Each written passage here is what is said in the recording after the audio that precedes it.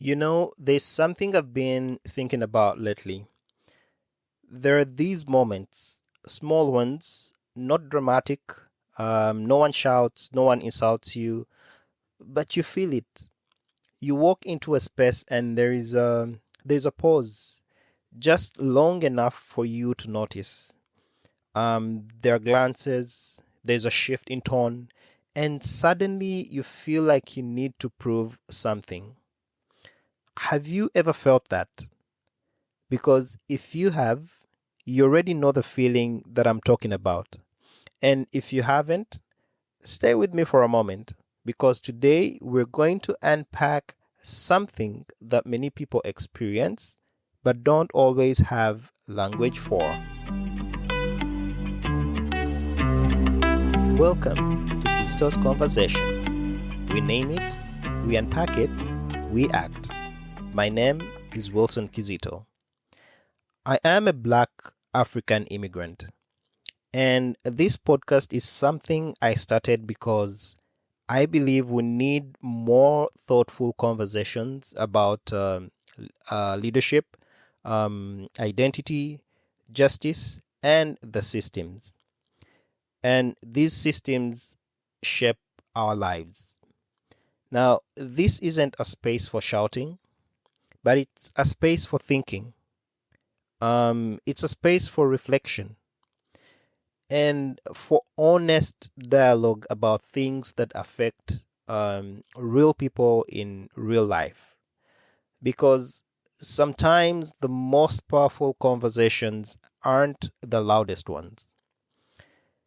I believe they're the ones where we slow down and really understand what's going on around us. Now, today's conversation is about something I call papers, power, and profiling. Um, when I talk papers, this is not just documents. And it's not just about policies when I talk about power, but it's about legitimacy. Who gets it? Who has to prove it? And why? Now, when people hear the word papers, they usually think about documentation, talk of passports, talk of permits, residency documents, work authorization. And I mean, yes, those things matter. But what I am talking about goes way deeper than just the paper. Um, I am talking about legitimacy because in many systems, belonging doesn't always feel automatic. Some people walk into spaces and they are assumed competent, while others walk into the same spaces and they are quietly evaluated. Now, they're not openly challenged, but they are just assessed. Sometimes it could come off sounding polite. It would come in the form of can I help you? Are you looking for someone? Do you work here? Now, on the surface, those questions may seem harmless, but the context gives them weight because when you hear them repeatedly, you you start to recognize the pattern, and that pattern changes how you move. You start to over prepare. You double check everything. You work twice as hard just to make sure no one questions your competence. And this is not because you doubt yourself, but it's because you understand perception. And sometimes you just have to laugh you just have to laugh about it. Like when someone comes and asks you, so where are you from? And you say you tell them I'm from Toronto, you know. Um and this person will respond, no, where are you really from? And in your mind, you are thinking, we are doing this again. Now, sometimes humor helps you move past it, but humor doesn't mean it's harmless. It just means you have learned how to carry it without it breaking you, or without letting it break you. Um, let me share something personal. This is a personal story.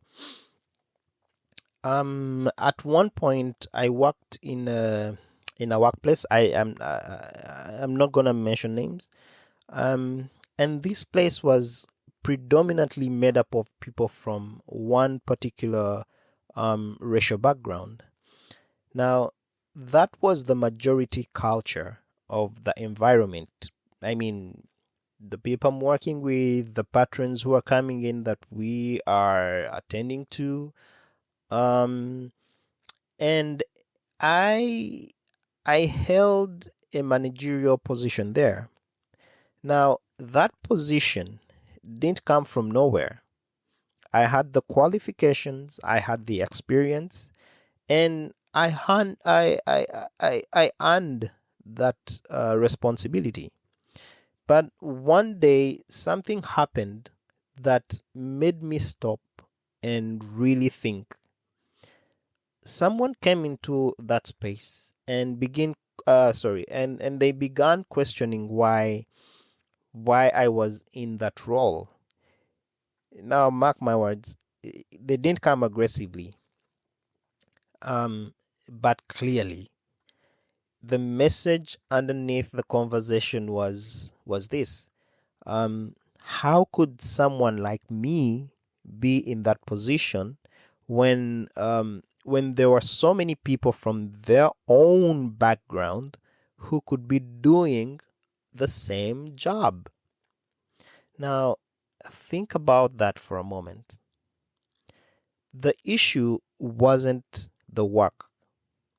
The issue wasn't performance, because I was doing well at my job. I had some of the highest ratings when performance evaluations were being done.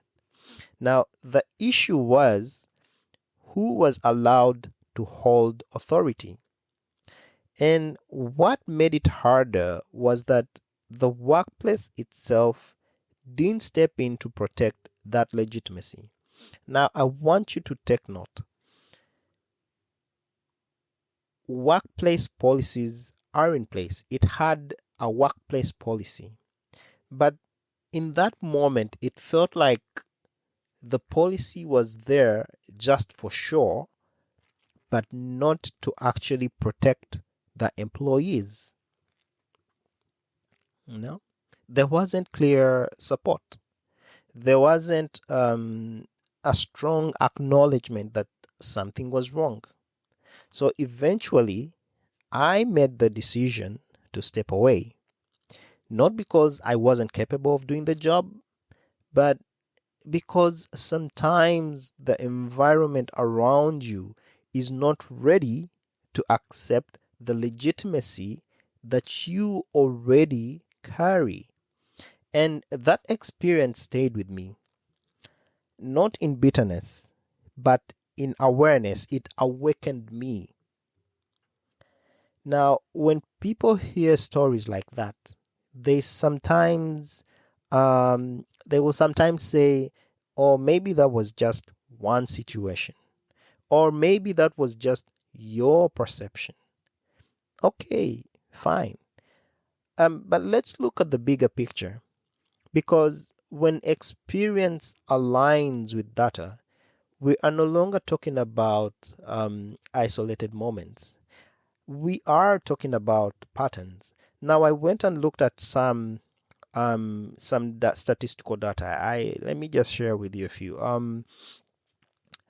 In Canada's General Social Survey on social identity, about 21% of Black Canadians reported having little or no confidence in police. Now, for the non-racialized Canadians, that number was about 11%. We look at the figures and we see that that's nearly double. And about 41% of Black Canadians reported experiencing racial discrimination. And for the non-racialized Canadians, it was about 3%. Figure that out. That gap, that huge gap, tells a story. In Ottawa, research found Black drivers were stopped at rates 2 times higher than their representation in the population. And here in Toronto, the Ontario Human Rights Commission confirmed that patterns of systemic racial profiling, it actually confirmed patterns of systemic racial profiling in policing. So when people say it's just perception, the evidence tells us something completely different. Now, I want to add another layer of immigration to this conversation. When you immigrate, especially for those of us who come from Africa, there's often a silent pressure.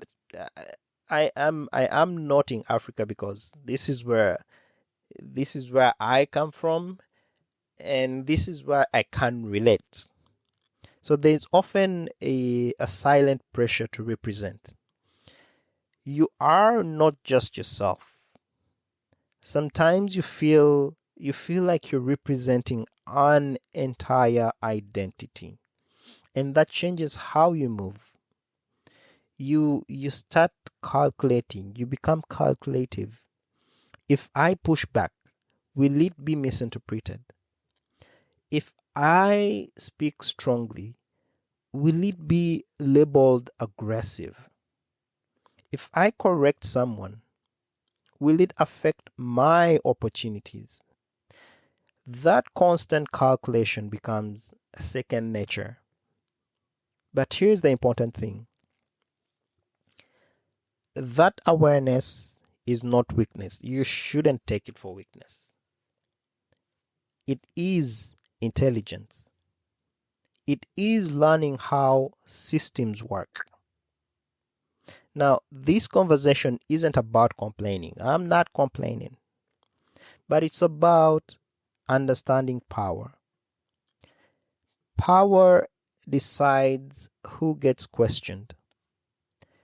Power decides who gets believed. Power decides who must perform belonging. And here's something I want you to sit with. Belonging should not require performance. But we find that in many systems, it does. And once you see that clearly, you stop blaming yourself for it. You start understanding it. And understanding systems is where leadership begins.